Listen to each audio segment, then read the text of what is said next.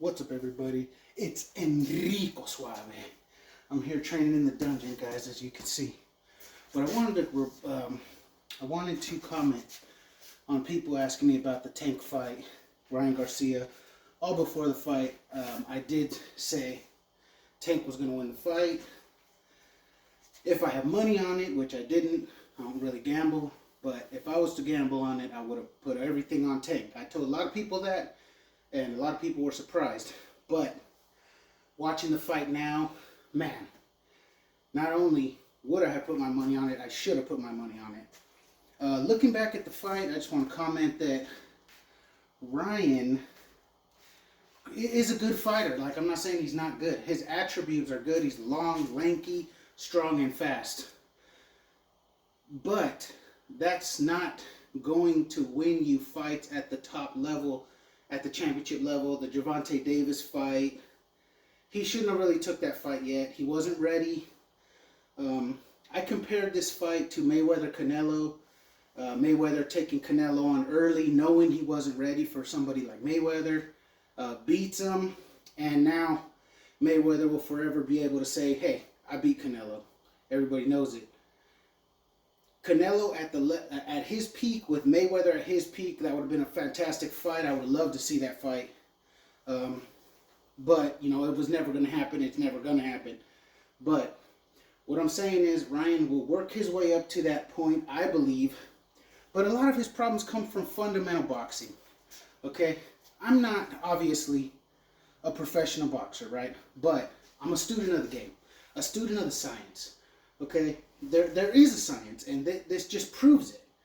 Now, what did Tank do that had him fundamentally levels above Ryan?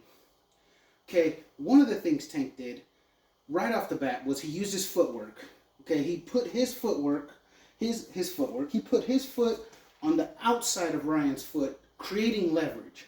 Now, how does that create leverage? For those, when I first started, I didn't understand any of this stuff either. But what happens is, say let's take this heavy bag here, okay? Now, right here I'm straight up.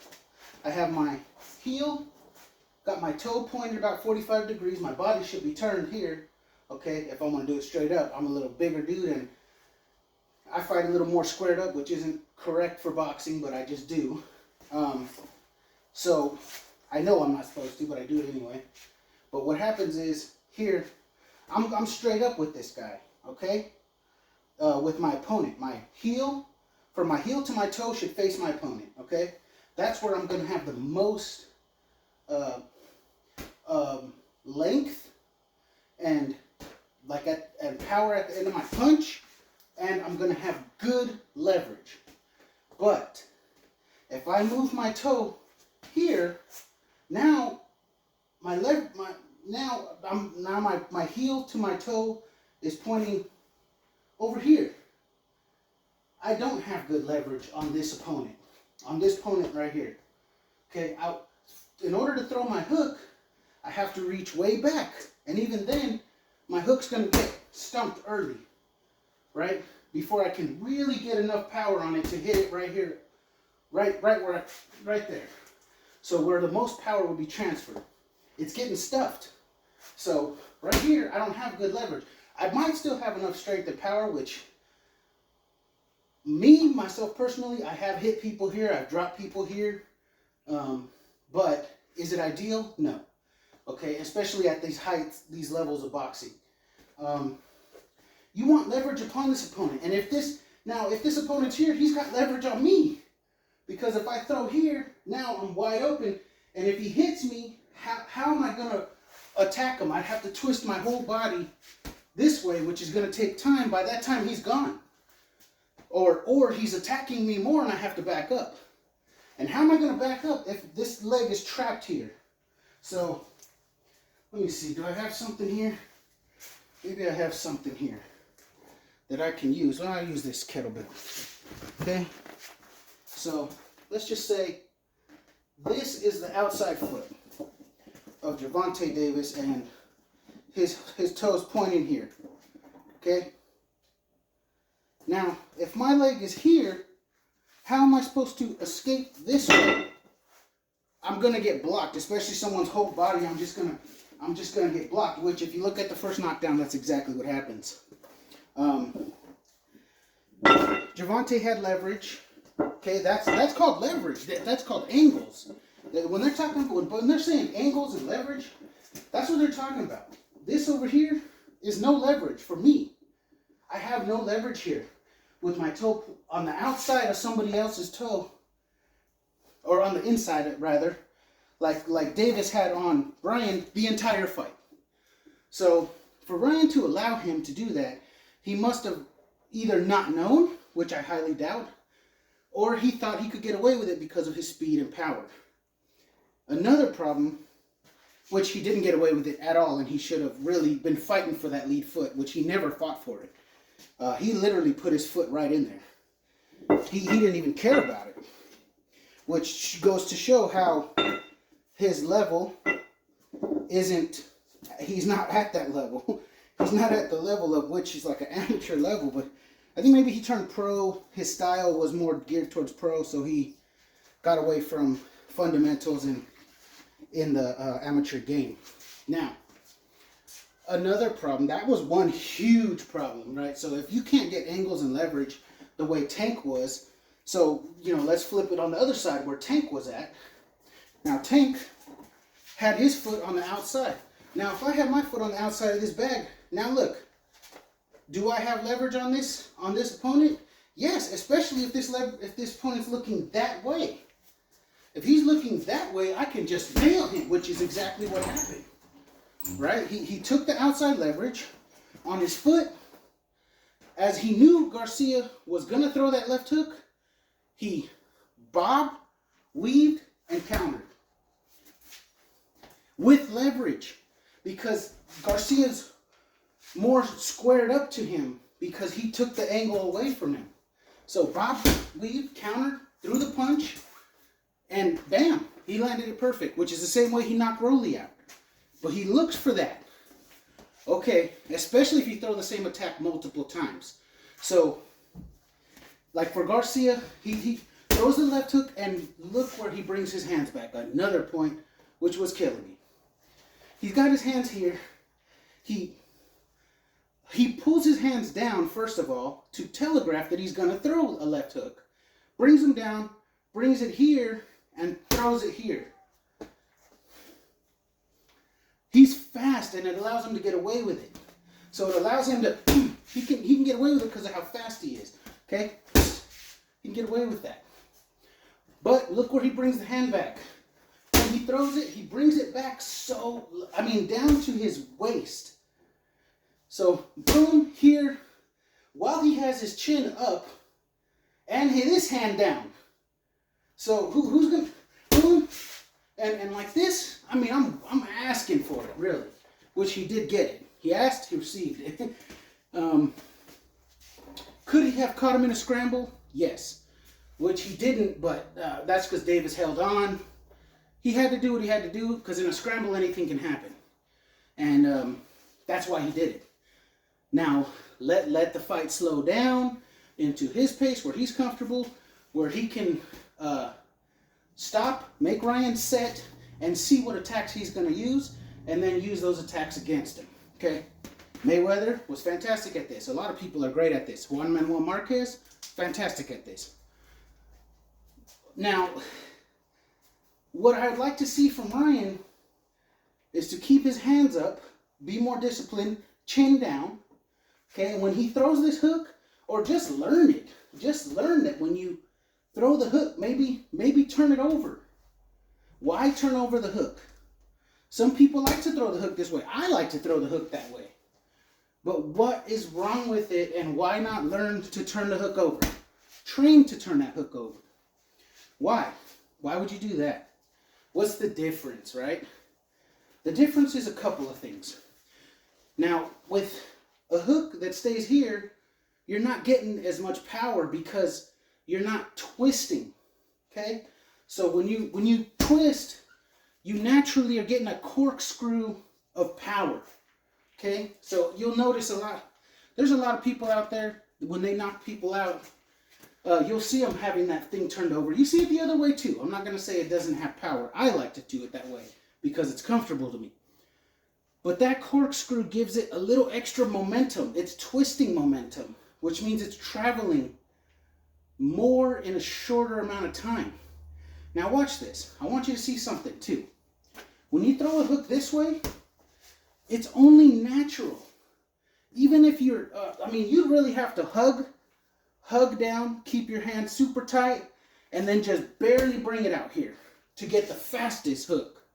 But if you're going to throw a hook straight away, meaning right away as your lead attack, instead of throwing a jab and dipping in, or throwing a right hand and dipping in, and then being there for that quick hook, if you're going to just throw a hook, when you throw a hook the way like palm towards me, towards myself, you naturally pull this hook out and hold it here for a split second. You open yourself up to attack. Okay? And what that is you got your hands up. Even if you have your hands up, a lot of people drop their hands when they throw the hook. Terrible idea. Train against it. Train against your natural instinct to do it. Okay? Keep this hand up. You're going to keep this hand up and even a little bit forward at some point, but that's for another day. So when you bring it here, like when you want to throw that hook, see how I have to bring it here and then throw it in? It's almost like a question mark. I have to loop it around and throw it. Now, and that's just natural. I mean, you can see that in all my videos and just the way that I like to throw the hook because it's less pain on my shoulder, but it's not as much power, and I'll show you. So, see how I got to, and that's me twisting with it. Okay, so see how I gotta do that? I gotta come out and then bring it in. So that's just that little, that's really all I'm doing with it. Like this. But first I gotta get it here. So I'm opened up, then I'm throwing. How can I have more power here than if I start right here? Now if I start here, boom. You're like going straight. It's faster. And as it looks smaller, doesn't look as powerful. It is. It is. It might not even feel as powerful. But the downside to it is when you land, bringing your hand back and your elbow back down is a little harder. Because here, boom, my elbow's still closer to me, right? And when you use that corkscrew, your elbow flares a little more. A little harder to get that hand back. But you train for that. It's more of a split second. More reward, less risk. So that's a hook that I think Ryan should learn and implement along with his angles and his footwork. Those are really the big things. Huge discipline. You can see that Tank has discipline. He knows when to set the trap. He knows that, give the guy confidence. Let him feel like that hook will do more damage than it actually will because you're setting the trap. So watch the fight. When you watch it again, study what's going on. Study the footwork. Right off the bat, the footwork tells me Tank's got this all day. He's going to play with this guy. He doesn't want to fight, using the mind games. And I shouldn't say mind games. It's really just technique. And there's levels to the game, guys. There's levels to the game. Obviously, you want me being a hypocrite about this certain aspect, but having the fitness level is a big deal, and he has that. And there's something to be said for him doing something while I'm standing here talking about how he should do it better. I just want his potential to be what it should be, and that's studying the game of boxing. Go back.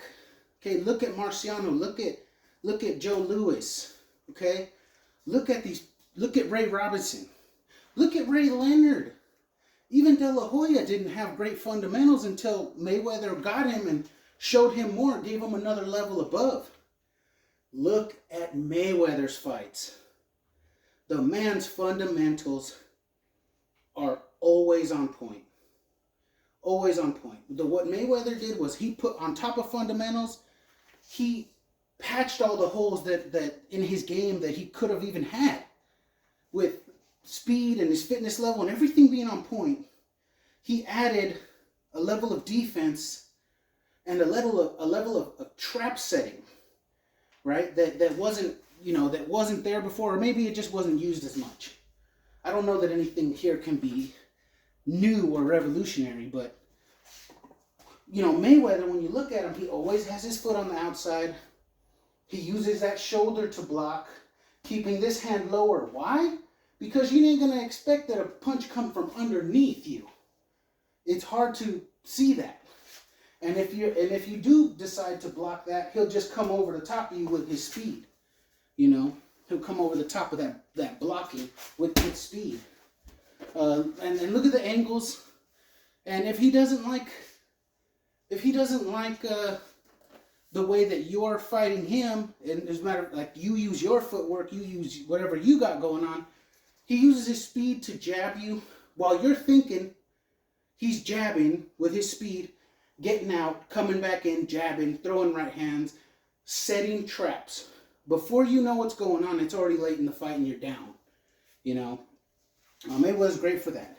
If you come forward and aggressive, he's going to set traps for you there. If you sit back, he's just going to jab you and take rounds away. By the time you know what's going on, you only got a few short rounds to try and get this guy. And by that time, he's ahead and he could just run.